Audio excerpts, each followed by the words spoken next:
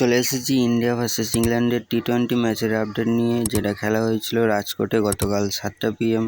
আর এই ম্যাচে টসে জিতে ইন্ডিয়া বোলিং ফার্স্টে সিদ্ধান্ত নিয়েছিল। 20 ওভার শেষে ইংল্যান্ড ইন্ডিয়াকে 151 রানের টার্গেট দেয়। ইন্ডিয়া চেস করতে নেমে 20 ওভার শেষে 9 উইকেট লস করে 145 রান করে।